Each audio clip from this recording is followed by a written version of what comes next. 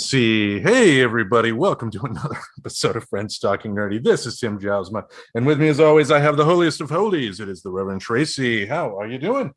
I am swell, just, busy, busy, busy. We all know I'm moving and shit, so I think I've almost talked about that like enough. But Yeah. yeah. So how about you? How's your week been going? Oh, this is my one vacation week before school starts up again next week. And this was kind of a trip to get the classes that I got because two of the classes that I signed up for ended up not having enough people sign up for them. So they just canceled.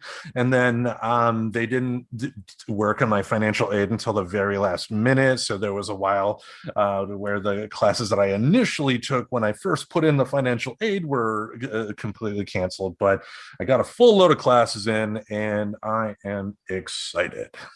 Yeah, my family, they all were done on Friday. So we are actually getting to spend the first week of summer vacation together.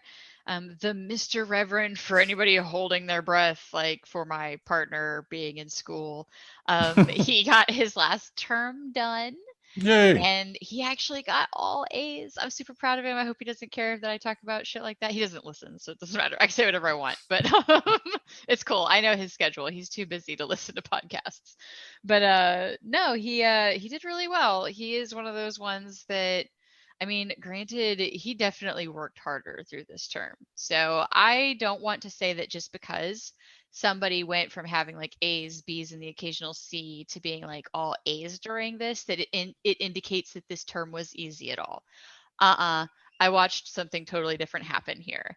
And he worked his ass off. I'm so proud of him, and I'm excited that he gets to be done now. Because, that was all part of this move was finishing his school and starting his job. And oh my gosh. But so yeah, we're kicking off a vacation staycation week.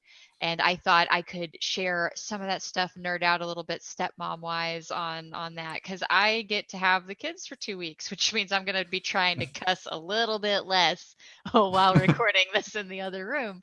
But they're Fuck actually yeah. no, it's actually really cute because part of the reason I was running a little bit, later with Tim, was that they made friends with the neighbor kids. So Yeah. basically, there's a play date happening. So I promise if you hear any children screaming, I am like 85% certain it is good and for playing and fun. Like they're doing great.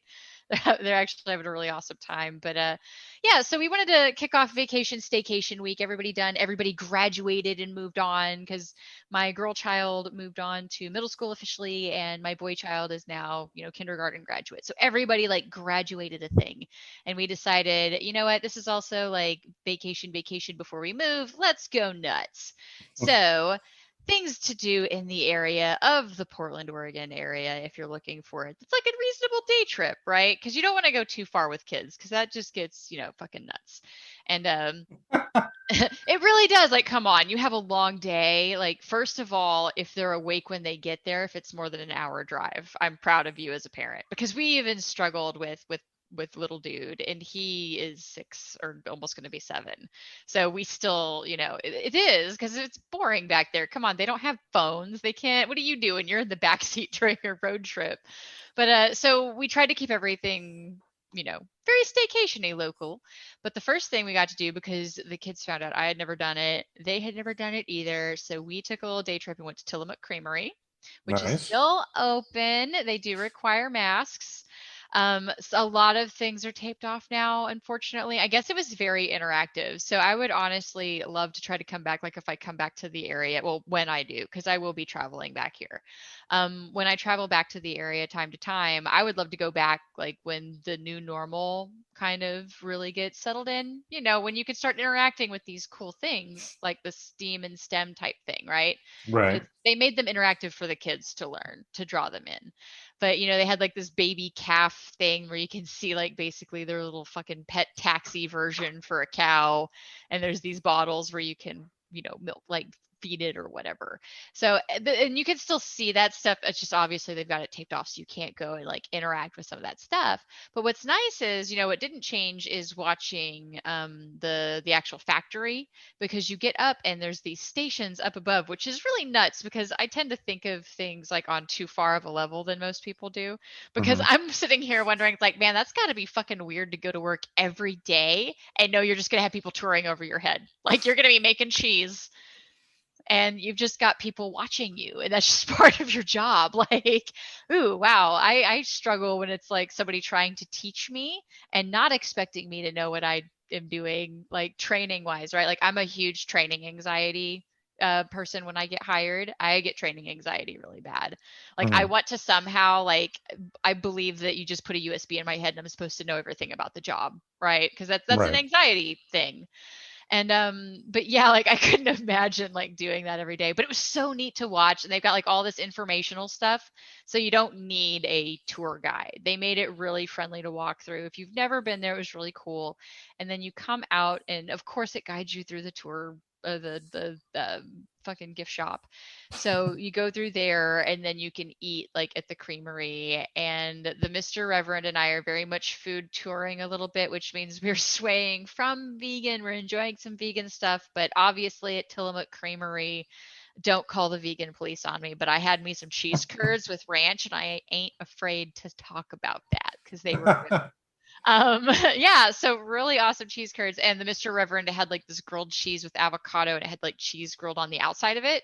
Oh man. Oh, so yeah, really worth it. Like even just to go and then you can end it with eating. They have a lot of outdoor seating, so try to pick a nice day, obviously, but there's also a lot of covered like patio seating. So anywho, Tillamook Creamery, it's not too bad. I think it was like a 90-minute drive, I forget, but it wasn't like any reservation thing. You just have a line, try to give people space. It seemed pretty cool. We try to be pretty aware of how people are being around us, and most people seem to be being cool about keeping distance and wearing their masks, things like that. Things I notice because of hypervigilance, because this pandemic's been great for my hypervigilance. Yeah, I mean yeah, I mean, I know I've been extremely hypervigilant being outside. Like we last time, the professor and I went to the silent disco downtown. It was like right after they had like the announcement from the CDC about where you can wear masks and like outside stuff you didn't worry about. But these people came up like right behind me in the line. It was just like, back the fuck off. See, and that to me indicates that that may have been a headline reader, because if you actually go and read the CDC guidelines, which is, by the way, what I've done the entire year point, kind of, I feel like this is going to go on a year and a half or so now at this point, but like, really, it's funny because just side note from the staycation vacation topic, guys, because Mhm. this just warrants this little sidestep. If you had just followed what the CDC had said this entire time, the advice like never changed. So it's still really confusing to me, like where people are like, oh, it was so confusing. I'm like, I just went to the Center for Disease Control's website and read what to do. And it still keep 6 feet, wear a mask, those things. And obviously, like now it's updated. Like, yes, if it's an outdoor venue and it's not a ton of people, And people then are vaccinated and still, and yeah, people yeah. are vaccinated. But if you have no way to know that people are vaccinated and it's a big crowd, then that's where you still need to mask it up. So, Oh, anywho, yeah. so of course, all of this stuff, like I would still kind of, I would mask it up at Tillamook, obviously, and they require it. They have a sign at front. They haven't dropped that requirement there. But so what we did after that, if you want to, you can even pack this into a really big day. On the way back, we stopped at Manzanita Beach. A lot of people talk about Seaside Beach. Have you heard of Manzanita Beach, Tim? Is that the one that has the shipwreck off the shore? I am unaware. I don't want to say no because I can't say that I know for a fact it doesn't anywhere, because it's Because near Nehalem, if that helps. But it's the dog friendly beach. I don't know. I know the professor brought me to a beach. It's like near Astoria, and that's where I ended up, putting my mother's ashes into the ocean. And the pictures that you put on Facebook and whatnot looked very familiar. So more than likely, but it's either the same place or I've been there. But it's yeah, you know me, names and places, unless it's back in Grand Rapids, Oh, I don't know. yeah. I mean, to be fair, the place that I walked up, like, I think the visual memory I have was like over in Seaside, which is where my ex had proposed to me. Funny story. Um, because yeah, that happened at Seaside. I was like, oh yeah, oh yeah, that happened there. New Um, memories, yay! well, I mean, the only thing that was really kind of funny was that somehow got brought up to like my stepkids, and I wound up talking about like how when he had proposed, which I, by the way, still think this is super sweet, and I will stand by, very sweet person. I have no hard feelings against my ex-husband, but I just remember that because my ears are crappy, and he was so emotional that I couldn't understand anything that he had said. But Mhm. since he was on one knee and had a ring in his hand, I kind of knew like what to say. Like like I knew what he was looking for and Right. generally what was being asked, but I could not tell you anything that was said. But anywho, that wasn't Seaside. This is Manzanita, little area. But what's nice is it's a lot cleaner. It's not as kelpy. There's not as many dead crabs. I made the joke that it's probably because the dogs eat the crabs, but there are a lot of dogs there. It's a dog friendly beach. So if you don't like dogs, not your thing, I guess. If you have a dog and have been looking for a place to go that's dog friendly, that you won't get eyes and there's a lot of off leash action, and your dog's well trained, because I'll still always put that caveat, please have a well trained dog if you're going to be off leash anywhere in public. Yeah. That's your beach. And I just love watching the dogs play. My ex and I actually used to take our dog there, and it was always super fun. But even now, just kind of watching them run around, and it is a really beautiful quiet beach. It's not as crazy. And if you can bump off in the middle of the week, like, oh, by all means, just don't go on Monday or Tuesday. And I will say that because I was bummed. I wanted to take the kids into Nehalem, which is the town that's like right next to Manzanita's beach, because there's a place called Buttercup's Creamery. And that is some of the best ice cream I've ever had. They kind of have a special gourmet pairing, so to speak. Like they have homemade cones that go with certain ice creams and toppings. So like the one that I really liked was the s'mores one. So it's like a marshmallow ice cream and a graham cracker cone, and yeah. Okay. So Yeah. it's really good. So if you do like go like, but I found out the hard way they're closed on Monday and Tuesday. So if you go like during like Wednesday, it might not be really crazy there. So if you're worried about COVID stuff and you want to feel totally comfortable being maskless, I'd hit it up on a Wednesday and make sure you get some Buttercups Creamery as well, because that's really good. There is good ice cream like right there off Manzanita, but it was a shame that I didn't get to go get Buttercups one more time.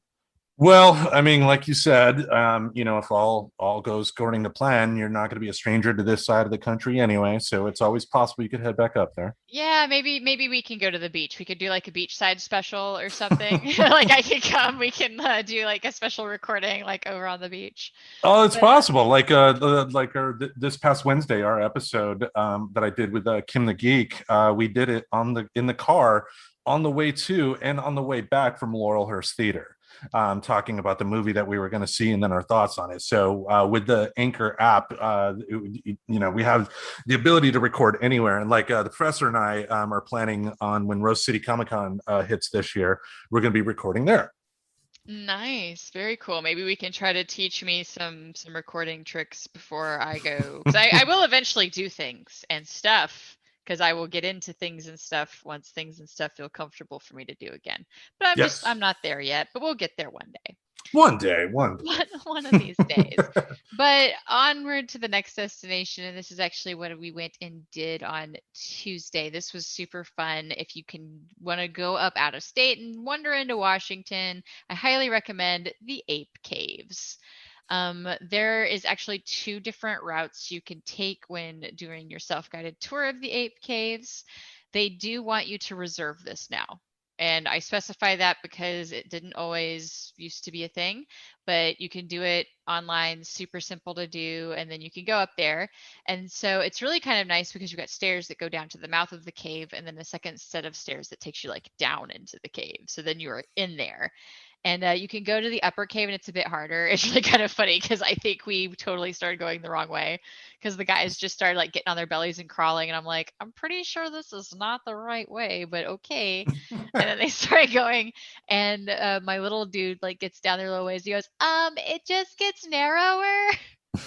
So, spelunking. This is how you get lost spelunking. No, it was like they turned around and came back. Obviously, we're fine. But yeah, and I guess there's a way you can go around, and it is a more difficult climb. But we just kind of at that point were really tired, and it's like, let's go down to the lower cave and do the easy one. And that one was really kind of nice because it's just like a little walk, and it's lava tubes. So this is actually areas where when St. Helens erupted, like Mhm. some of the lava tubes had like burnt out some caveways. So it's really kind of neat. Oh, There's parts geez. of it that looks like Indiana Jones. Like this is a scene that would totally have a ball that would just like ball and chase you because it does. It looks like a track because Mhm. of the way that it just kind of burned through there, right? Like it makes sense when you think about how lava works. Like it just doesn't follow like a straight tube. It would like burn and smolder above it.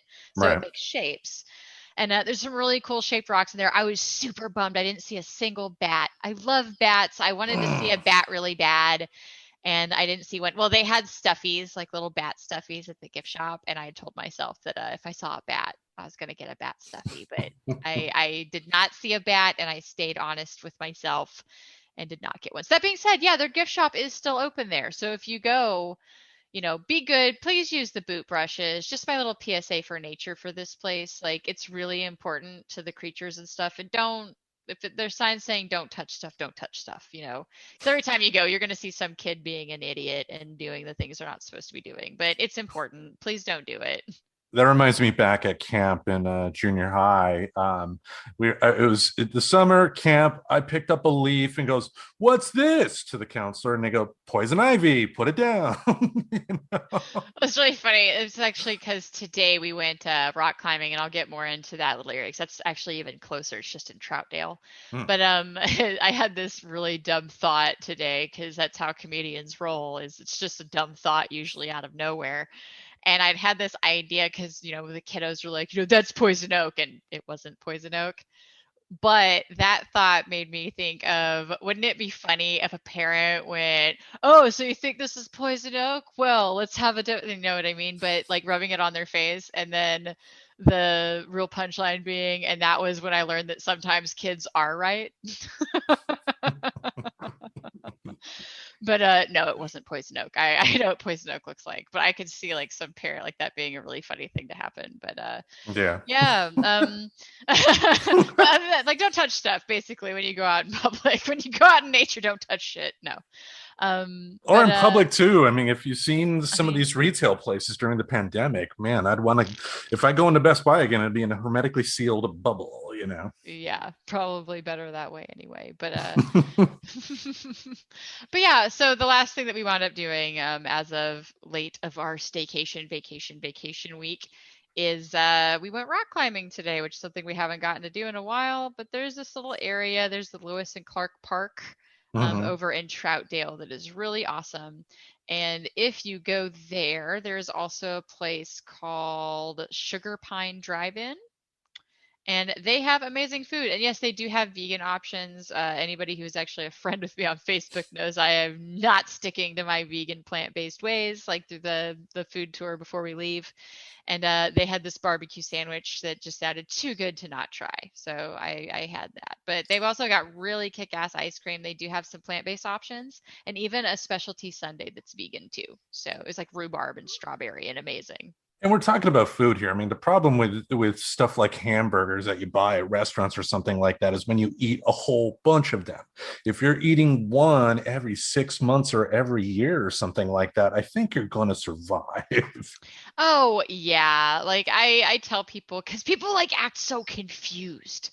When you're normally a plant-based vegan person and like every now and then you're cool with eating meat, they're like, "What?" It really is. Like if you look at their face, like they get really, really lost about it. It's like, well, I mean, it's like you don't eat cake every day, do you? But you'll still have cake. Like I guess meat is my cake, but cake is also my cake. It's legit Yeah. cake. It's all cake category now. Yeah, I mean, So are you going to eat ice cream all the time? No, you're not, and but every now and then a big bowl of ice cream fits the mood. Why not, why not eat that? But Yeah. what do I know? I, You know my diet. oh, I mean, I don't intimately, but I have my suspicions, you know. Yeah, lots of meat, lots.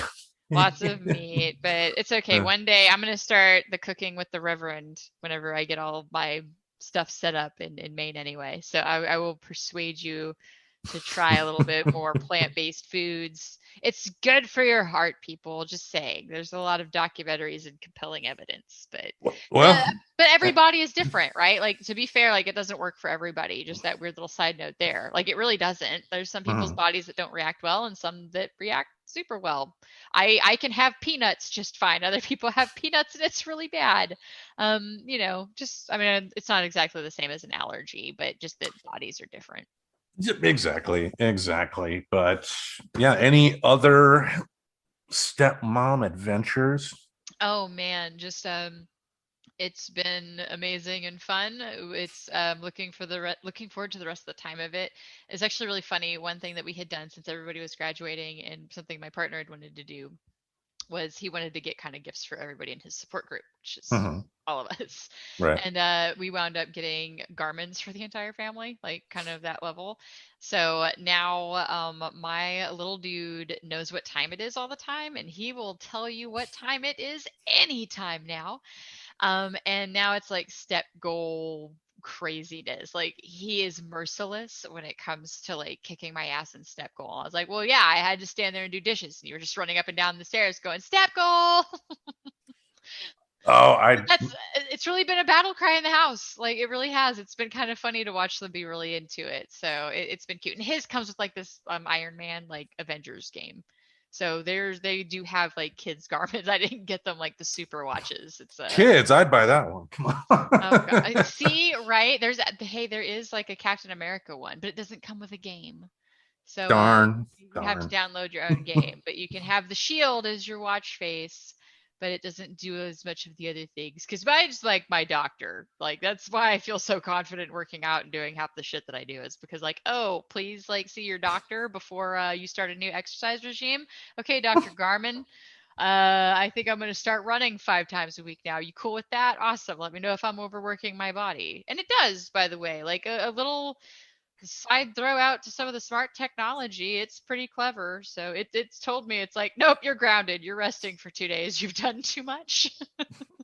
Well, I've had an Apple Watch before, and it was. I did notice that I was a little more mindful of my health overall, being able to like know what like my heart rate is at the drop of a hat, or counting steps, or having like the activity tracker. You can like on the watch, and I'm sure the Garmin has something comparable. You can say I am exercising now, and then it will like record Yep. everything like that. So stuff like that can definitely keep you a lot more mindful. If you're the type like me that needs to be shot with a cattle prod in order to exercise or something like that. Yeah, I mean, to me, it's been really interesting because I still have sleep disruption. That's kind of part of my whole CPTSD thing that I'm still trying to work on, so to speak.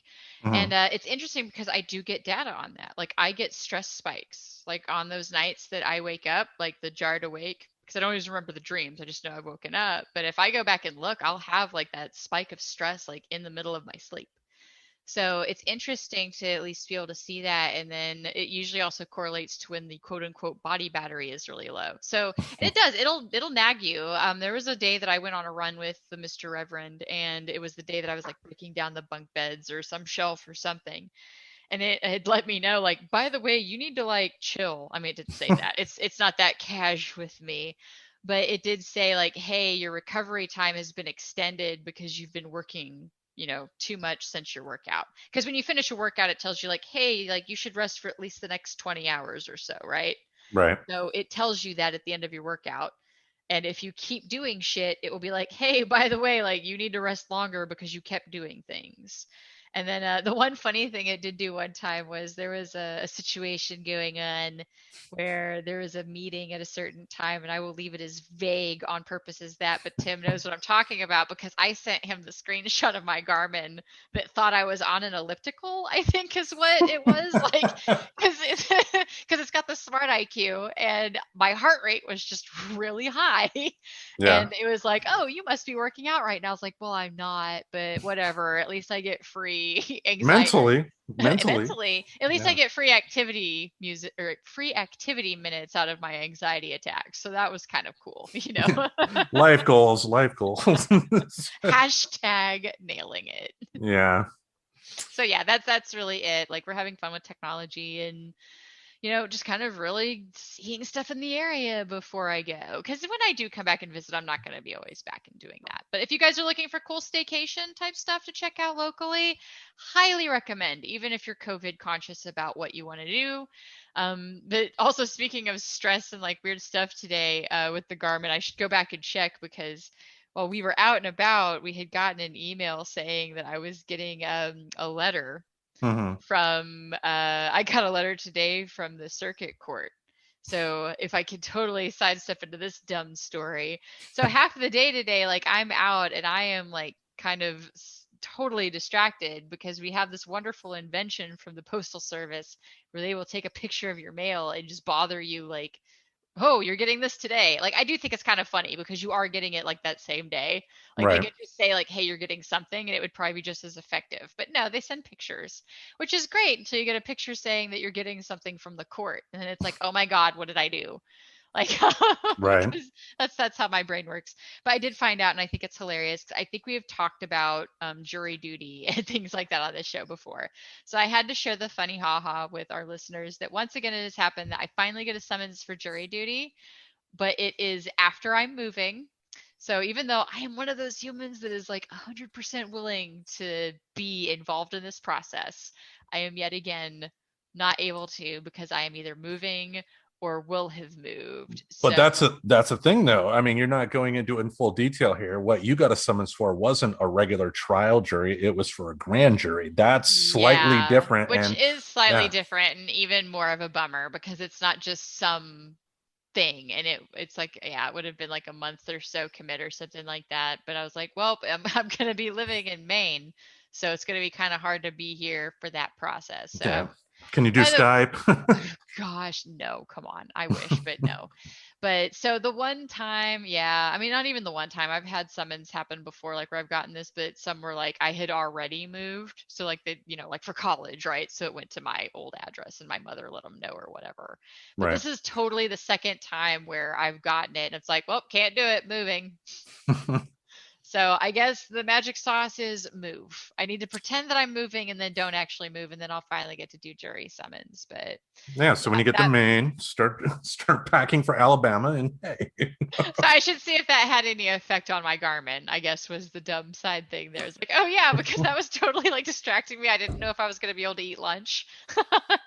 Yeah, like what's happening now? I was convinced I did something wrong, like that I got a speeding ticket or like, I don't know. I have no idea, but it doesn't have to make sense. That's how anxiety brains work. It just needed food and it Yeah. had a little scrap of food and it was running with it on like a loop all day. It was great. But so yeah, really, that's the end of the food touring and dumb stuff. But you had other things to talk about, like maybe for people who don't want to go out and be around people. Because let me tell you, I don't blame people for not wanting to be around people right now. Yeah, well, the thing to keep in mind is this: Portland, Oregon is now the home of a free Blockbuster box. And most people are probably asking, what is that? It's a group of people that started this. I forgot what city they did, but it takes the idea of the give a book, take a book that you see in some neighborhoods. Like people will build a box and put old books in there, and then other neighbors will drop off something or take something they like. It's the same concept, but with movies.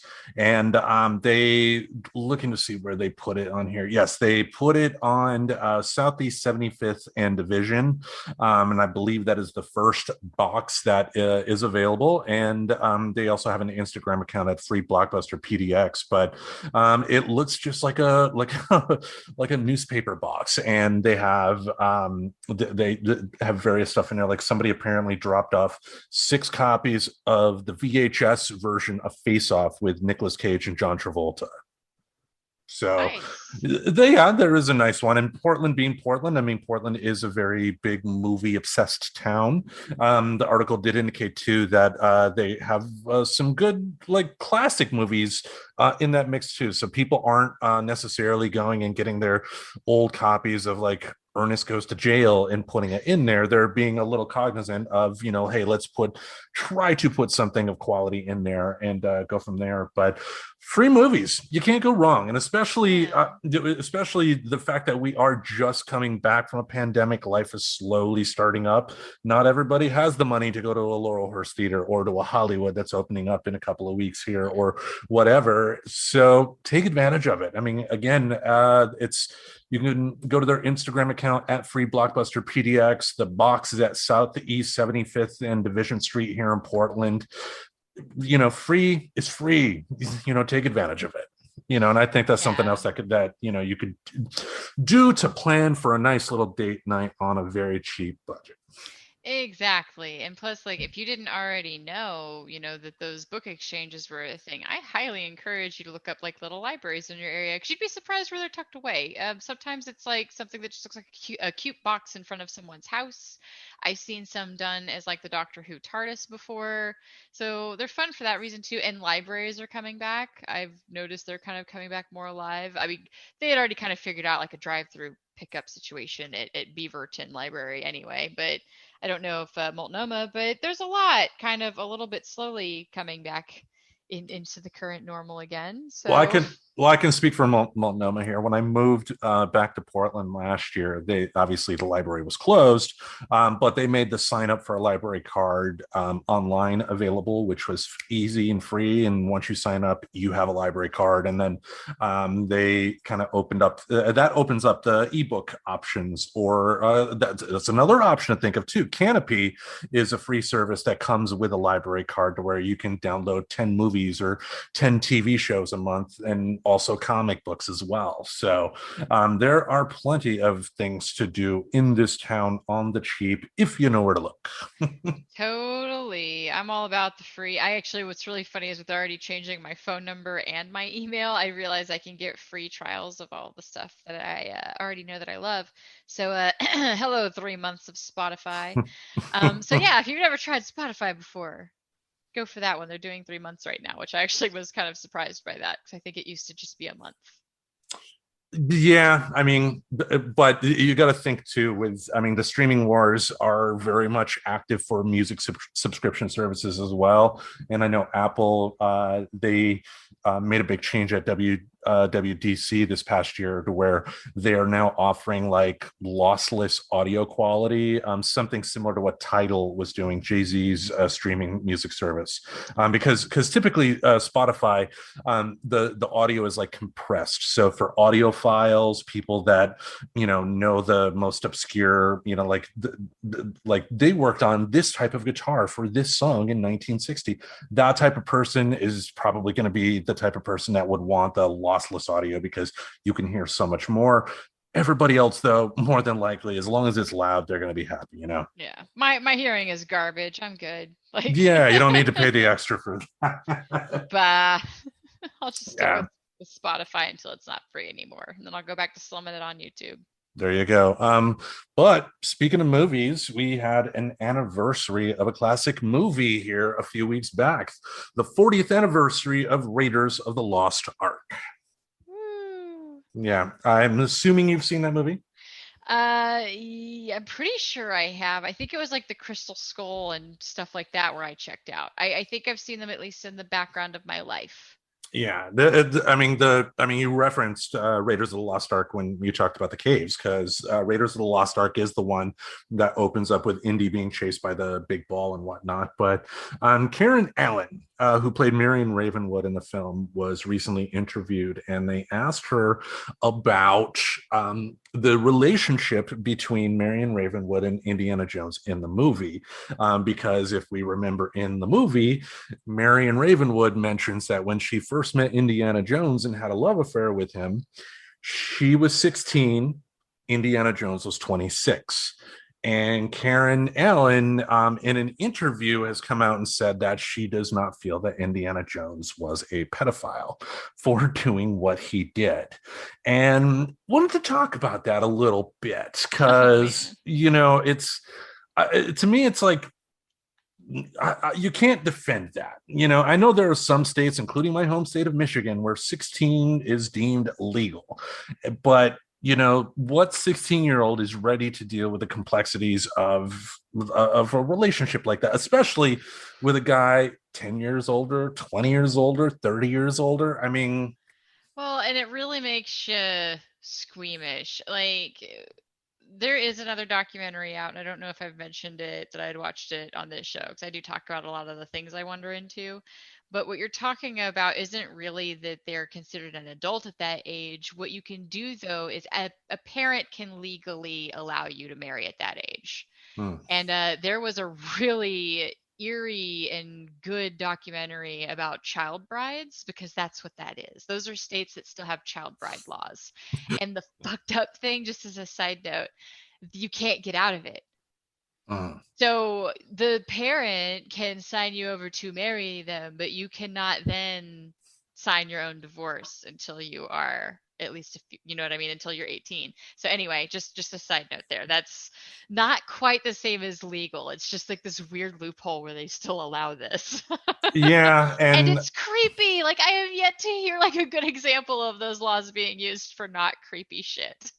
yeah, because I can think of three examples, and they involve rock stars. Ted Nugent, Steven Tyler, and Jimmy Page all had child lovers. They had parents sign the custody of the kids. I think Jimmy Page's quote unquote girlfriend was 14 when he first started going out with her, and this was when he went out with her. That was at the Led Zeppelin height. It Uh, wasn't like before or anything like that. Not that it would make it better before, but people in high positions of power taking advantage of starstruck kids. Yeah, see, like I've been one of those people that have said things like, well, the times were different, but I'm more talking about like Edgar Allan Poe and his 13-year-old third cousin. Like those times were different. Not like, stars that are alive today. That's too recent for that Yeah. to be considered acceptable behavior, I would think. That's sad to Uh, me, but not surprising, right? Because this is some of the yeah. stuff that we learn about. But yeah, I did not know that about Steven Tyler though. But this is part of that side effect of not looking into a lot of stuff. Like, oh, shiny movie, and that's the end of my interest. Yeah. Well, that's what I wanted to talk about with this too. I mean, it's just like, why try to defend that? The movie is a classic movie for a reason. It's a great movie. But that doesn't mean because it was a great movie, because it's a legendary movie, that absolutely everything in it needs to be defended. In the story meetings for Indiana Jones, the transcript of the story meeting actually was released, and there were like conversations at the time between Spielberg and George Lucas that Marion may have known Indiana Jones as early as 12 and had done stuff like that. But why defend this? Why couldn't she just say it was wrong? She could have even said, while Marion felt that Indiana Jones was not a pedophile for doing what he did, that does not excuse the behavior. Just because something is an exception to the rule, that doesn't mean the rule doesn't exist. Right. It's like I guess, because I'm not an absolutes person, that there are situations where somebody genuinely is in love and that is what they are doing out of love, and it's a great place and they're a great person and they're not like a sicko. Because right, I don't like absolutes. If I'm going to say that, I got to stick by it with all of the things, which is an absolute, and I realize that, but I will take that one little chunk of irony because that one's tastier. but but so okay, we could pretend, right? So we can pretend that Indiana was one of the good ones, right? I mean, because he did kind of at least act like a good guy. I don't think they ever portrayed him as like secretly drunk or anything. I don't No, remember that. It's been a long time since I've watched them. and But the fourth Indiana Jones, before you go on, the fourth Indiana Jones showed that Indiana Jones ended up marrying Marion Ravenwood. So it shows that they may have had some conflict, but they still loved each other. right. And so it did kind of turn out it looks like it's a healthy relationship. But like I will say like does that need to be in a movie now or anything like that? No, because it just seems like that's the rare thing. So normalizing that age difference is kind of the thing I think you tread on with Yeah. stuff. But as far as like at what point do we edit movies, right? Because there's this whole thing. It's really funny because the first thing people will say when you talk about editing movies or like even like, quote unquote canceling it, like let's get rid of the entire thing, right? It's not Yeah. editable. Let's just get rid of the entire thing. Is that they say, or you could just have a conversation about it. And it's like, well, the funny thing is nobody's having the conversation, which is why we're having the conversation about should we still watch these movies or should Mhm. we maybe edit them? And it's like, is there any way to edit it where she could be older or whatever? But something that the Mr. Reverend and I talked about recently was like, yeah, there's some classic movies that I would be kind of okay with them either being edited or removed from the shelf. And he was surprised when I said Revenge of the Nerds because he didn't remember like some really rapey and kind of invasion of privacy stuff that's like some of the places where people thought any of that was funny came from was that we taught it in some of these older movies. Seriously, go watch like in any handful of these older movies and you'll probably Porky's. see Porky's. I was going to say Porky's because I haven't seen it. I didn't say it, but they have a peeping Tom scene in that one, right? Yeah, they have a See? peeping Tom, and the guys doing the peeping even put an appendage through the hole, and there's a scene with that. So Oh God. And see, like I had explained to him, I was like, yeah, and like what's really fucked up is like not only did they take pictures of these girls in a very vulnerable state and then like hand them out to everybody, nothing ever happened to them. It was taught as being acceptable and funny in that way. So it's like, well, no wonder we have people with maybe kind of a screwed up view of what's funny and okay. Like, oh, I'm just joking. Oh, I'm not doing any harm. yeah. Well, maybe there's a reason that we should start taking these out of movies now because obviously there is something being missed where people still think that it's funny to do things in real life just because we saw it on TV. Like there's a disconnect there with some of that. But anyway, so yeah, I did not know that age difference. I probably just didn't pick up on it because it goes back to I don't think I've seen them in a long, long time, and And maybe they it only warrants a and watch. in Raiders of the Lost Ark, there's only one scene where it's mentioned, and it's the very first scene where Indy enters the bar that Marion owns, and it's just like one sentence. So they don't go too in depth into it, but It's you not know, like Woody Allen creepy level, like that it's part of not the Manhattan. documentary. It is not Manhattan. It is not Manhattan. I go back to them going onto his notes in that documentary where it was like deleted and then rewritten and deleted, and it was just like not really too much better each time for a little bit. Like Yeah. just a younger girl, maybe a slightly older girl, maybe even a younger girl. But anyway, so it didn't hit me off. I guess it's kind of nice though that it wasn't like that late on thick creepy. Like maybe it was just meant to be a, hey, this is a fact I decided was true about this character. And it just is that. I'm not going to say that I am a proponent of child briding. I think it would honestly be better to wait until, I mean, because here's the thing with that, just as a weird note, like, why not just like file for like, what is it? When you can be an adult early. Emancipation. Thank you. Like Yeah. emancipation, because then you can do like all of the paperwork. So see, like we don't need it. So all of these people that are like, oh, we should keep it because families should make choices. I'm like, or you can decide they're an adult and they can make their own damn decisions. But anyway, sorry, child briding's weird, but we don't need that Yeah. message anymore. But it sounds like they weren't like really hanging on like, no, this is normal. It's like it got mentioned once and then it was just in the background for the movie. As it they just mentioned it because it happened, and it happens in life.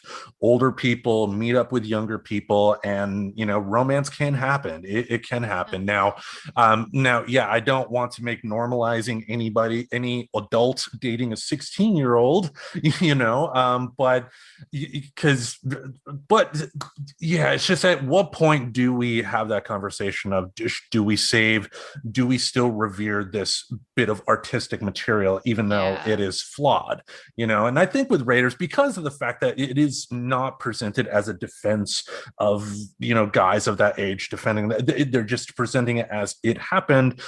For that, I could, for me, I can let that slide. It was Indiana Jones. There wasn't going to be much that was going to make me going to say I'm not going to watch that film anymore, but there must be a discussion about that, because that kind of goes into how women have, you spoke of Revenge of the Nerds, how have women have been treated in movies for the longest time, up to and including today. It's better, much better, but women have definitely been treated as goals to achieve or something like that, as possessions. And why not have more of the conversation, both sides? I don't know. But it's like how much artistic quality are we losing if we found a way to edit that one scene just to take it out? Like, would it be the worst thing? But then it's also like you can keep into the perspective, get words out. That would be a good thing to be able to nail for a podcast recording. So you could take it with that grain of, we're not really that far away from when it was normal to marry at 14 and 15. Like, I really hate to spit in anybody's Cheerios or anything here, but we really aren't that far away from it. So the idea of when these things were written being very old, talking about something that was normal not that long ago, like, granted, some of the age difference, okay, but it really wasn't that long ago. And I will stand on, at least they weren't praising it and like making it weird, like making it where it's like the point of the movie was to normalize this behavior. It seems like it was mentioned, and then if you didn't notice that one scene, you wouldn't have even known, it sounds like. Yeah. So yeah, and I guess the end of the story here, don't date high schoolers. Simple as that. Oh yeah, like don't date high schoolers. It's not cool. Like, let them go be high schoolers, whatever the fuck that means. Learn how to read and stuff, or something like that. But let's move on here. Let's talk about the Nerdy Five. Being Pride Month, we wanted to continue on kind of showcasing LGBTQ people, and what we wanted to do was do the Nerdy Five and talk about our 5 favorite LGBTQ entertainers. And I know you ended up picking 4. Yes, I did end up picking 4, mostly because I had started down that rabbit hole. Like, I came up with 4 easily that I knew off the top of my head. I know their identities and stuff like that. And then I started Googling. And there was just something that felt really weird about like making myself find somebody who fit a demographic to talk about how much I liked them for that demographic when I didn't know that about them. So I had decided just to own that I will have 4 instead of the 5, but I love it. I love the 4 that I picked, and it's actually like me knowing about their identities does make me appreciate them as artists. Like, I found it after already appreciating them, if that makes sense, rather than like finding that as a reason. I don't know if that makes sense. It felt better to me to not keep searching and searching. But these are 4 that genuinely came up that I already loved, and I loved how I learned about their story, and it wasn't because I Googled and needed a 5th person. Yeah, I mean, the thing to keep in mind here is this: when people are open about, the fact that they are part of the LGBTQ community, I mean, that is a big give on their part. They're opening themselves up to people in a rather intimate way, if you think about it. I mean, in regular life, people, even heterosexuals, don't normally talk about sex all that much. So being able to be open about that is very much a brave thing. And I felt for my choices that I put on there are people that I feel that made me that shaped my opinion on LGBTQ stuff, because I think you've mentioned that we both come from very conservative places. Your neck of the woods is probably a little more conservative than mine, but not by much. So Yeehaw is all I yeah. will say to that. Yeah, so it's when you grow up in a conservative place with a heavy Christian influence, quote unquote, you tend to get one side of a story, and over time, thanks to people on my list here, it made me realize that that story you're given by these quote unquote Christian sources is full of absolute garbage. you know so yeah, since I got five, I will go first. That'll make it Yeah, all even then here we'll and go even from it at there. least. Yeah, so I will start off with my first choice, and that is the actor Paul Winfield. Do you know who that is? I don't know who that is. I guarantee you've seen him. He's a legendary character actor. He was in Star Trek II: The Wrath of Khan. If you remember, did you remember that movie at all? Nope. Not Okay. not big. I need to watch Star Trek. We talked about this when my friend Elias was on. Yes, very good.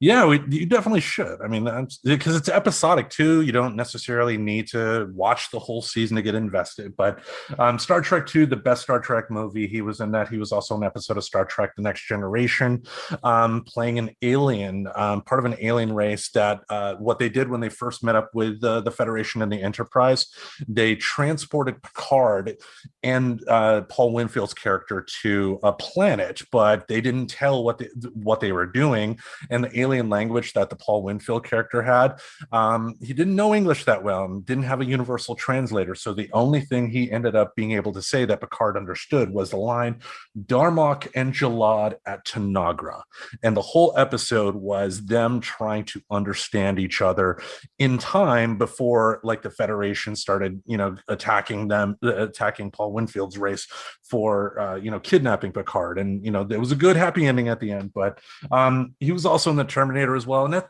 for me is just he was one hell of a great actor. And trust me, I guarantee you see his face, you're going to go, that guy.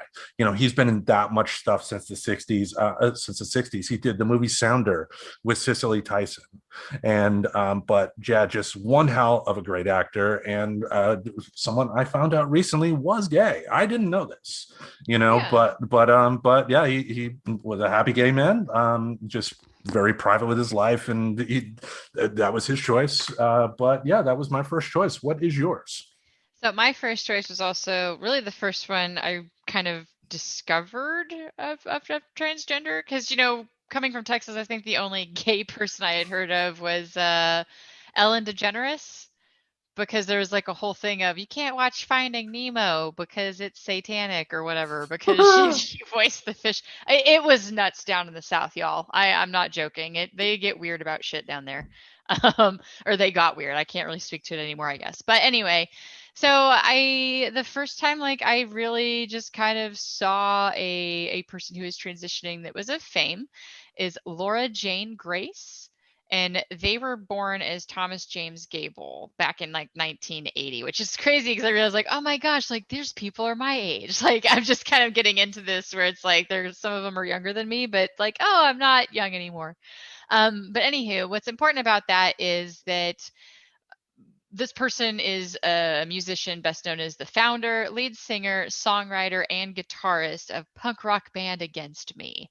And so when I met this person, I didn't really like meet them, like shake their hand or anything, but I learned about them when I went to punk rock bowling with an ex of mine. I had already been introduced to Against Me, and they had a really good song called Transgender Dysphoria. And if you've never listened to any Against Me, I super recommend that song specifically because you really have him as a him at the time, because at that point he had not transitioned. Right. So it's interesting because they've talked about this. Like she's talked about it of like, she doesn't want to change her voice because she still wants to maintain the same sound for Against Me and stuff. And I thought that was really interesting, right? Because that was the first time it's like, oh, there isn't like a formula. it's not like you have to do all or none. Like this person is making like individual choices, like based on their life, their career, and things like that. So when I got to know Against Me, I had known they had this other name, which I only just now learned the name, like looking it up, because to me it's always been Laura. Right. But there was a song where she talked about how, you know, if I had been born a girl, my mother said she would have named me Laura. So I thought it was interesting, like how much of the songwriting came out in life when those songs were written while he was still Thomas. He wasn't transitioning to Laura yet. So it was kind of interesting to discover her when I did, because I discovered her while she was transitioning. I wound up pushing up all the way to the front of Punk Rock Bowling, and I remember being like, oh my gosh, I can see her training bra, and like being excited about like how close I was. Because, you know, she was wearing this really cool, like it was on purpose, right? Like, because sometimes it's fashionable, right? To Yeah. show like the bra and stuff. And so she had like a torn t-shirt, and I really loved seeing her like embrace this look. Beautiful hair, by the way. That was the other thing, was I was just stunned by her hair. But I did learn that she also fronts a band called Laura Jane Grace and the Devouring Mothers. And I did not know about that until I was pulling notes for this. So I may have to listen to that one, because I know I've really liked Against Me. I haven't kept up with them like over the years, but I'm just really bad with that music in general. But I do One, really love their music. and you got Spotify for 3 months. I do, so I should totally like do that. But I have to be careful because it goes back into that music as a message thing, and unfortunately there's like some darkness that's in there, but it is worth listening to. Gosh, I'm trying to think of the name of the No Mother Ever Wants Her Daughter to Grow Up to Be a Junkie song. It's a really good song, but it's got a really good music video and stuff. But I love their sound, and Laura's got a really cool story that you feel like is just told to you like via discography, which is neat. Nice. So I loved how this was actually very much a part of her life. So Grace is actually very notable for that. In fact, super recognized as being the first highly visible punk rock musician to come out as transgender, and she had come out in 2012. So it's new. I know I don't know where she's at with her transition. I'm sure she's doing great with it, and it was cool. It was like the first one, like I said, that I remembered like learning about that, because I didn't know any transgendered people in my personal life. So Mhm. this was kind of my introduction to being introduced to that, like as much as you can for not knowing somebody personally. Nice. Yeah, it's kind of a nice segue into my next choice here. And my next choice is the lead singer of Judas Priest, Rob Halford. And the reason that was important for me was he announced he was gay in the early '90s, and his announcing that was actually the first time that something really made me question the Christian argument against homosexuality. And because what I found, and maybe you can agree with this or not, but I found that the arguments that I would normally give were always like one-sided. And they would also try to use pictures a lot when they would, because we're talking me when I was a young kid. They would use pictures of the gay lifestyle and whatnot. It would always be like a pride parade, and like the weird people dressed and whatnot, and they want to give you, and the Christians want to give you an idea of what homosexuality is like, when it's not that. It's just so much varied. And that finding out Rob Halford was gay when he came out, that was the first thing that really made me take the time to really think more outside the box and not take the crap that was being spoon fed to me in religious circles about that lifestyle. And ultimately led me to the point to where in 2011 I decided I was an atheist, because of that, because how could a loving God create someone who is homosexual and then tell them they can't be happy by being Yeah. themselves? Doesn't make sense. Which is my little side note there, is like, it actually doesn't say that, but okay. Yeah. But Well, I understand, because, well, but that's what you're being taught though, right? Like, because that's the teacher. They're supposed to be the word of God. So technically, if they're teaching it that way, that's some of that mentality of like, oh, that's right.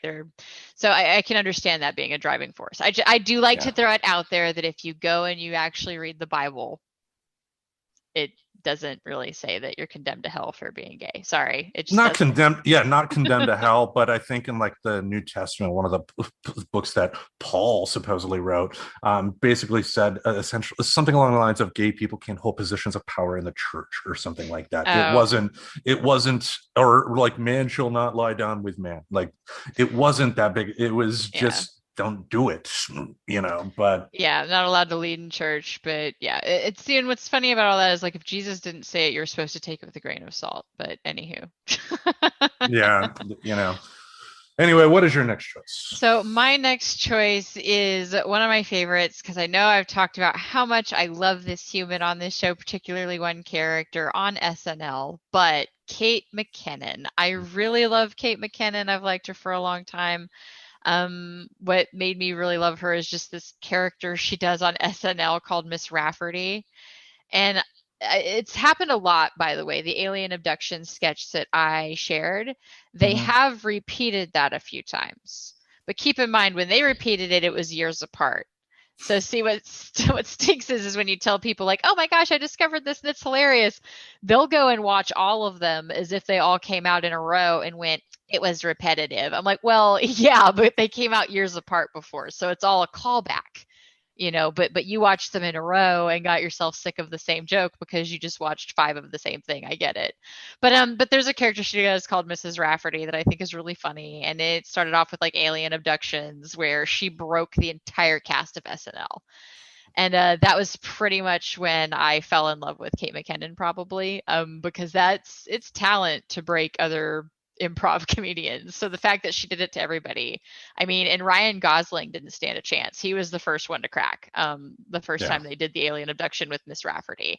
But she reoccurs. There's a Christmas one, there's a paranormal experience one, and there's also like an out of body experience one. But basically, it's just always her most unfortunate version of this experience next to these other two humans who had a very hippie loving kind of experience of the same thing. So I wouldn't suggest watching them, but I would make sure you space them out. Like please save yourself from watching all five because even I would get annoyed at the repetitiveness. But I loved that repeat character because yes, every time I've seen them and gone back to them, I enjoyed seeing the transition of it. She managed to kind of make it funny again. But yeah, so she was one I didn't realize how close in age we were together because she was just born in like 1984, and I'm like, oh hey, like she's just like a year older than me. That's cool.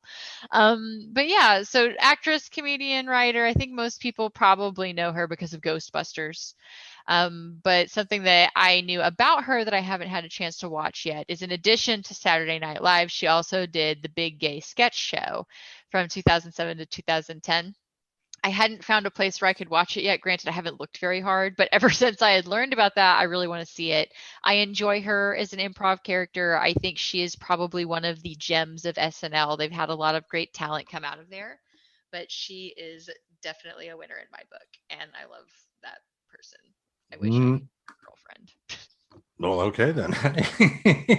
No, her girl, she's actually like dating some photographer or something. So in that weird world where it's like, oh yeah, see, I could have been a photographer and dating Kate McKinnon. Yeah, or something. But all right, anything else about Kate?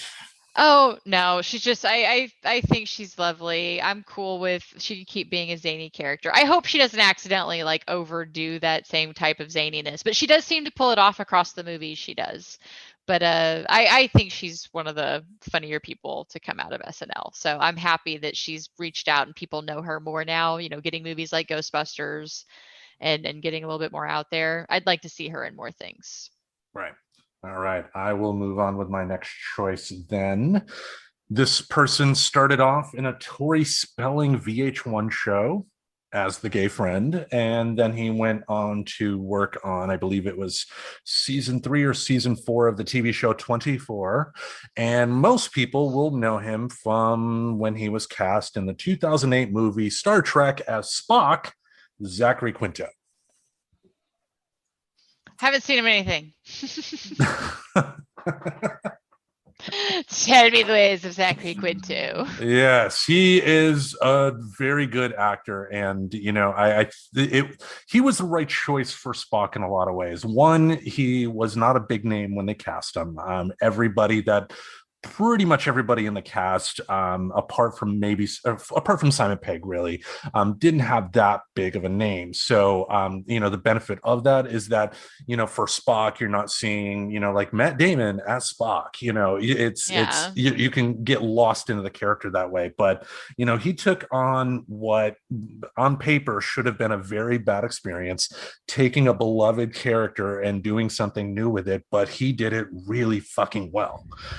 And if there was anybody that could, go toe to toe with Leonard Nimoy, it's Zachary Quinto. I mean, he got Spock in so many ways that's other actors that have played Vulcans in a Star Trek franchise have just not understood, because a lot of actors want to, when they play a Vulcan, they want to play the Vulcan as if the Vulcan had no emotions whatsoever. Vulcans have emotions, they just don't express them, there was like a scene at the 2008 Star Trek where he told the Vulcan High Council to live long and prosper, but the way he said it, he was telling them to go fuck themselves. But just it was a great performance, and by all accounts, good guy, and I hope he gets another chance to play Spock. Yeah, see, now I'm aware of some of the Vulcan stuff because that was something that I found interesting, like the little bit that I have seen. Mhm. Um, so I know it's come up some when I nerd out with friends about emotional intelligence sometimes because it'll turn out if I nerd out to the right person about emotional intelligence practices, they will tell me that it's like you're trying to practice being a Vulcan. And I'm like, wait, what? And so what's odd is I was like, oh, okay. And that made a little bit more sense. Like, because it's not that there's no emotions, it's just that's their culture is to not be so swayed by them. Yeah. That's not necessarily, that you have none. Yeah, it's just you keep them in check, you know. Ex- you do So not express them. You think logically with everything, quote unquote, if you can. yes, and I realize our culture thinks that's naughty. And that's why I have to be careful and not accidentally come off like a robot sometimes when I talk about how I process emotions. Because I do have them. I'm just maybe kind of a Vulcan sometimes. I guess. I get, well, I mean, but I could see how that comes off like you don't have them though. But I loved learning that that was a common misunderstanding about them because that just made me feel like, oh, I get it. I am an alien. Got it. I get that. Like that makes sense to me. Yeah, so the 2008 Star Trek, I think you would really enjoy because of that. So, and Yeah. overall, I mean, you should take some time. I think you would probably really enjoy Deep Space Nine. Well, and aren't those the ones with Chris Pine? The 2000, yeah, the Chris Pine, where Okay, yeah, I yeah, think that's played at least in the background. I think we actually watched one of them when the kids were here, but sometimes I'm doing stuff around the house. So, yeah. but yeah, I should. Maybe I'll take a time and nerd out about Star Trek and we can have Elias back on and be like, okay, let me tell you everything I've learned, and you can tell me all the shit I misunderstood. Because that's probably how that conversation would go.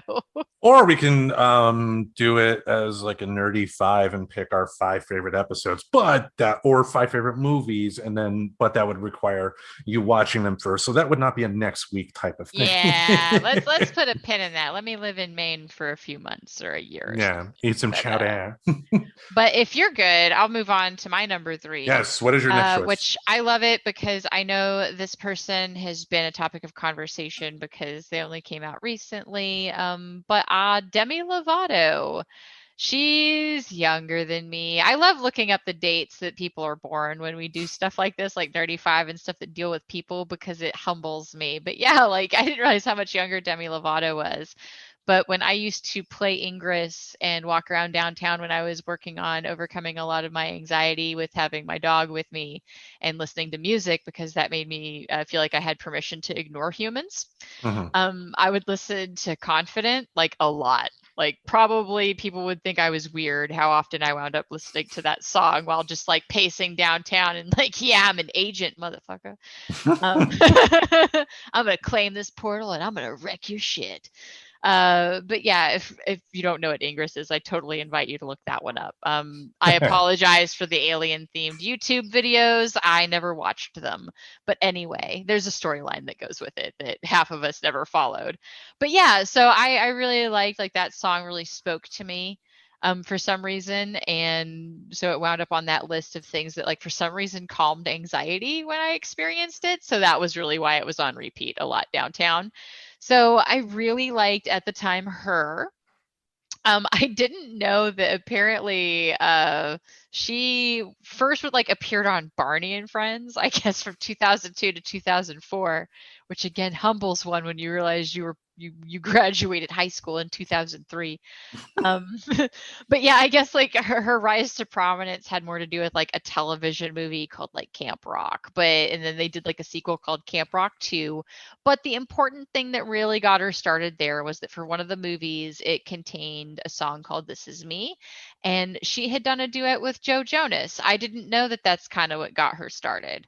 So that was what kind of got her into the Billboard Hot 100 and really kind of kickstarted her musical career into taking it into we know her as more of a standalone. Like I had no idea that she did anything with Joe Jonas because in the Reverend Tracy's world, people are just famous one day. They didn't exist before. Like there was no small things that led up to them getting famous. They're just in my presence now. But yeah, so I just, she came up on some radio station one day and I liked the song. That was as complicated it was for me to discover her. So I thought it was kind of funny that she had started off like on the as seen on TV movie, I guess. On the But Disney Channel of all on places. the Disney Channel. Yeah. But May 19th of 2021, Lovato came out as non-binary via Twitter, and I wanted to share this one little bit because I loved how they approached it. So they announced that they wanted to change their gender pronouns to they and them, which I think is just kind of a good way to do it, right? Like announce it if you care to, right? Mhm. So people know. But she stated, quote, "This has come after a lot of healing and self-reflective work. I'm still learning and coming into myself. I don't claim to be an expert or a spokesperson. Sharing this with you now opens another level of vulnerability for me." And that's really what I would say if you ever have a friend or a family member come out to you in any way, like that last sentence probably is something humbling to think about. Like sharing that with you at all is a level of vulnerability with that person. So be kind when people share those things. So that's how I kind of took that. I loved that they phrased it that way. There's part of me that I was like, man, what an opportunity. It would have been great if it had been a Z and here situation. But I will also accept they and them. It is everybody's choice, really, if you have a preference on what you're being called. And I just liked how they handled it. It was really cool. Nice. Yeah, that just brought back a lot of flashbacks to when I worked at Best Buy initially in the entertainment department, because that's when, like 2006 was when like the Disney Channel movies started hitting it big, like the High School Musical crap, and just the covers alone just are so fake. Everybody's so happy and just not my type of stuff. Anyway, I will move on to my next choice here. This singer is legendary, passed away in 92, shortly before a movie came out that relaunched the band he was the lead singer for back into public conscious. Freddie Mercury. Yes. See, I didn't think I needed to bring up Freddie Mercury. Yeah, I mean, it's I put him on for the simple fact that I mean he will go down as one of the greatest singers in the 20th century, and yeah, just the range of that band. I will not say Queen is my absolute favorite band. They're not, because in a lot of ways they were schizophrenic. They could go from hard rock that borders on metal to like old 1920s like London sea shanties or something.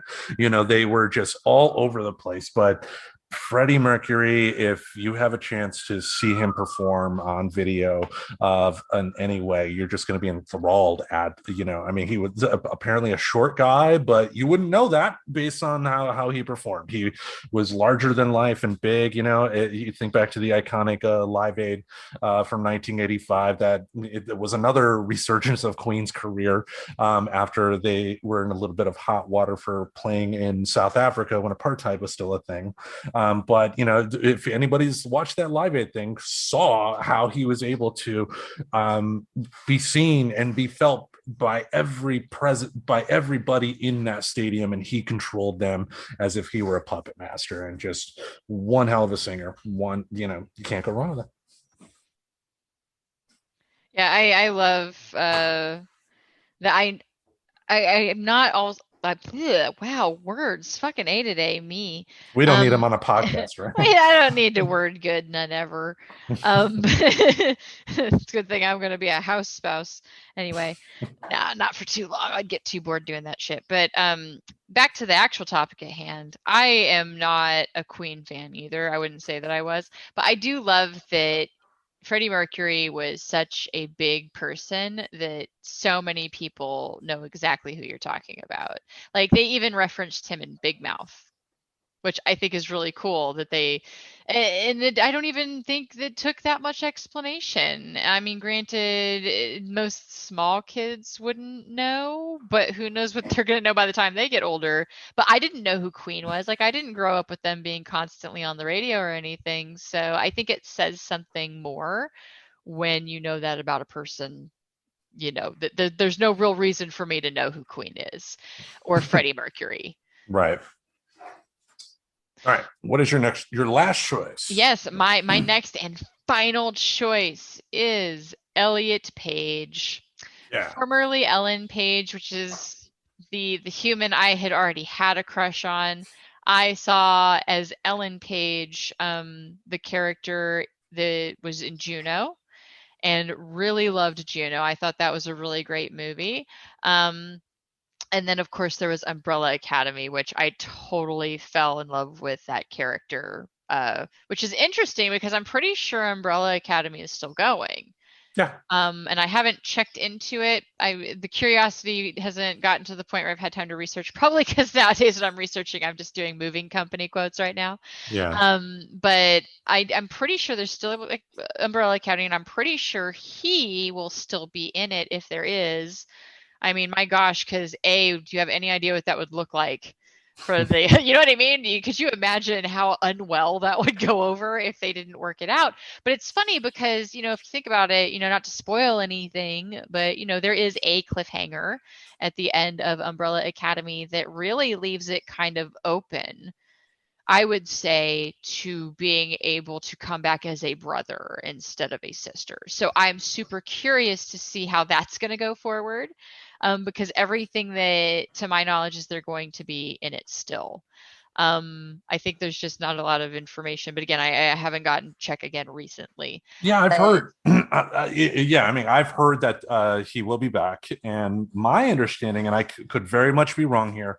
My understanding was that he is going to play the same character. So, yeah, because there was like conversation, like now that he identifies as a male, is he still going to play the same characters? And apparently, yes. Now, again, that's from what I read from like a few weeks back. So there very much may be something that I'm missing. Blame the weed, but I believe he is going to be back. So maybe they will work it in, maybe they won't, but it doesn't matter. I mean, Elliot's a good actor, and oh, one way or yeah. another, he's going to knock it out of the park. Oh, totally. And actually, so while you were talking, I did Google it because they did start filming that back in February. I'm not going to sit here and try to read it and regurgitate it, but at least I can confirm that yes, Elliot Page is in it. Yes, they have been filming since February, so there's likely more information out there. I just thought that would at least be nice if anybody was listening. I was like, I am sure I can Google this really fast. That's not a big deal. I could do that. At least I could do for our fan base. But yeah, so I loved the character she played as a female. That article, just in a skim, actually mentioned that Elliot might be non-binary instead of as he, but I'd be more interested in looking up anything they've said directly on it, because I'd Yeah. rather just go to the horse's mouth on that one. We have the ability these days. But yeah, but had been around for a while. I had no idea that they're a Canadian actor and producer. So, first came recognition in roles like Pit Pony, which I had never heard of. But I have heard of Trailer Park Boys. I haven't seen it, but I do know that there's a lot of people who really like that show.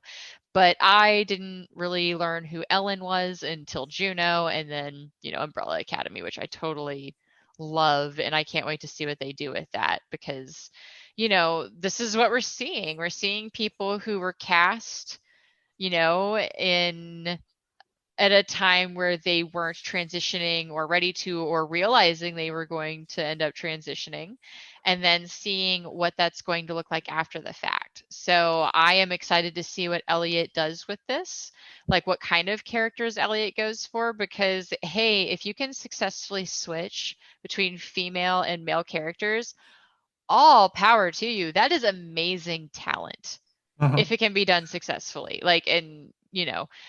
So I would be happy to see that. And then you've also got artistic choices. Like that's where I could see yeah, if Elliot decided to maintain a female character because of the show being based off of a comic book and depending on how true they want to stay to that, I see that kind of as equal to, Laura that I talked about in Against Me saying, oh, I'm not doing hormones. Like I'm not changing my voice because this is my job. This is what I'm doing. So I am just super stoked about that altogether. It was amazing to hear about when they even came out about it and seeing some of the photos of the transition.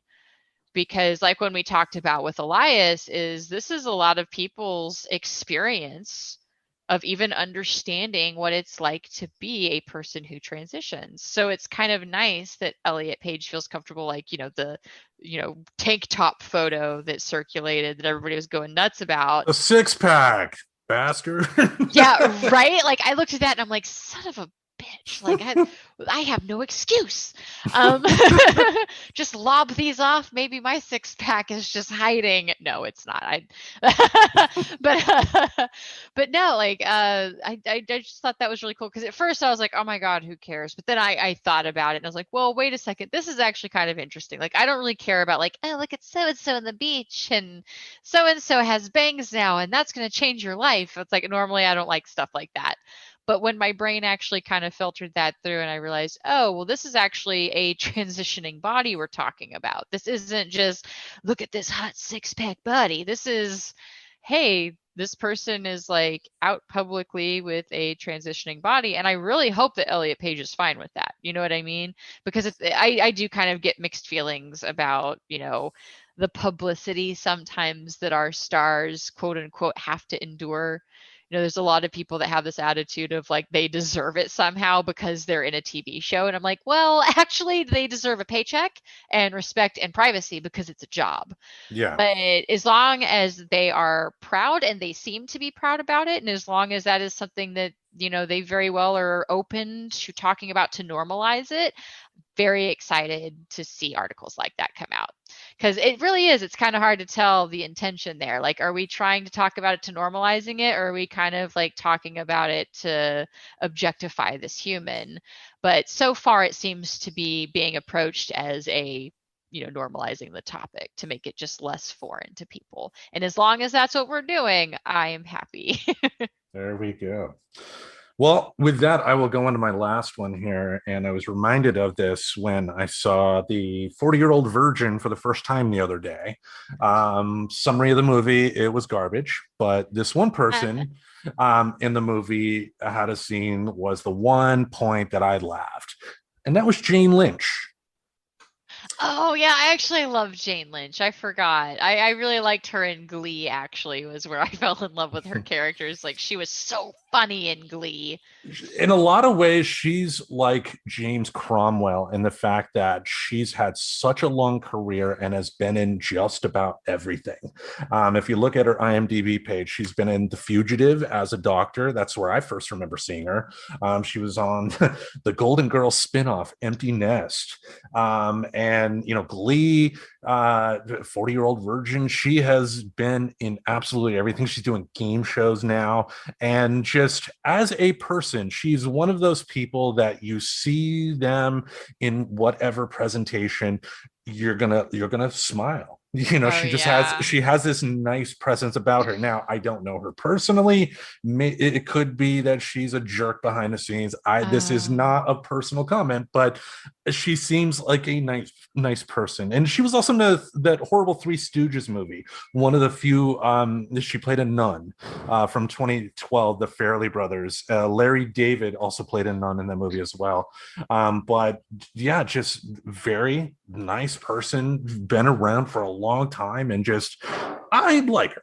I like Jane Lynch. Yeah, I hope she's actually a nice person because she does roll with comedians, it seems. And that's something that I've noticed, like comedians tend to work with people that they work well with. Like they don't seem to repeat work if it's not an enjoyable person. Well, it Uh but it's just something that I noticed. She works with a lot of comedians, it seems. yeah. Because another one she did that was a really good one, that I don't think enough people maybe know about is Role Models. I thought Role Models was really funny, and she plays like the rehab. Or no. It's she's the leader of. It's basically like Big Brothers, Big Sisters type thing that they have to do for community service because of some shit that they did. Mhm. And so she's the leader of this, and she just says these wild, crazy fucking things about like drug use and sex. And it's just, it hits you out of nowhere, but the way that she does it, like it lands well. Yeah. That's the thing is sometimes, being a person who's also watched like a lot of, comedy, like some of the stand up comedy at the more uh, local level, I guess I would say, the more amateur level, there we go, is not everybody can pull off crude jokes. Like that is kind of an art form in and of itself, and that is something she lands really well. She can pull off a good crude joke and she can pull off a good dark joke. So I will always praise comedians who can do that comedy because it is really hard. Yeah. Yeah, Yeah. I and then mean, she can also just dive into other like doctor characters because I've seen her like, holy shit, that's Jane Lynch. Like when you didn't notice before because it was just a person in the background, and then you watch something and you're like, is that Jane Lynch? Like, yeah. But yeah, overall, I mean, that's our list here. Any other thoughts you want to bring up? no, I just decided Jane Lynch was also my number five as well. See, I just didn't know it, and we were gonna talk about it together, We and tied. that's Yeah. we tied because yeah, she's another one that I would say is really funny. I've liked her in everything I've seen her in and stuff. But yeah, I am excited because we're in a day and age that this isn't as rare as it used to be. Like people are more comfortable being a little bit more themselves, and that's the thing that I kind of wish we'd look at a little bit better. Not so much opinions on certain other things, but as far as people being willing to talk and be themselves and be genuine, I will always take that more from our role models than, me liking them in a movie and them telling me how they think I should vote. Like, there's just something about that that doesn't interest me. But I Yeah. love these people that are being themselves, being loud about it, and helping with these conversations that, like we said with Elias, is sometimes it's just hard to have the conversation because you don't know anybody. So you just don't know anything about somebody that you feel is very different. And we all know like that weird human stupid animal brain reaction to different. Yeah. And so if you don't have a way to challenge that, it's hard to find ways to challenge that. So I am a big proponent to normalizing this more because it gives people that don't have the opportunity to meet anybody personally, you're at least being introduced to these concepts and you're seeing people that you like going through this because we know how close people feel to their artists. When Gene Wilder died, I cried. You feel close, you feel a kinship to them. So if that can be some of what helps this conversation, I'm so down to. I want this list to be hard to make, like for the other reason. I want it to be hard to make because people are very loud and obvious and just being them and feel comfortable doing that. Um, and you just know of so many. Yeah. And I think that's the thing here too. I mean, like I said at the start, I mean, we should, because of celebrity being a weird thing, and especially in this country, the fact that these people did feel comfortable being able to be vulnerable like that in terms of you know uh, yeah, it's you got to respect that. So Yeah. all right, 'Cause I so mean, I just do this podcast with you, and I know I was nervous to kind of talk about that stuff. Like that was a real inner talk with myself. if I felt comfortable being like, yeah, I'm non-binary. Like, let's talk about this. But so yeah, I think it says a lot when you are in such a public, view like that to be comfortable. I'm super interested in following Demi Lovato just because that one's so new, and I being non-binary, of course, my ears perk up when somebody says they're non-binary because I like to see how they handle it because I don't know many other non-binary people. So, I'll keep an ear and like maybe they handle something in a cool way, like she did or they did really, because like that was that quote that I pulled was, them sharing that and that it means you're vulnerable. So Nice. excited. All right. Well, with that, then we will wrap things up here for another week. I know the Reverend has some packing to do, and I got a couple more days of rest before school starts up again in all its fast-paced glory. Yeah, and I've got some kiddos that have been probably running laps in the backyard that are going to kick my ass in steps if I don't get up and get moving. So all right. So with maybe I that, can trick them into a movie or something, get them sedated. Raiders of the Lost Ark. No. So with that, we'll wrap it up. Thank you all for listening this week. Tune in on Wednesdays and Saturdays on this podcast feed for some more entertainment, whether that is us talking, friends talking nerdy radio theater, or whatever shenanigans we get up to. So with that, we bid you adieu. Farewell. Subscribe to Friends Talking Nerdy on iTunes, the Google Play Music Store, as well as Spotify. Remember to support Friends Talking Nerdy on Patreon. Goodbye, darling.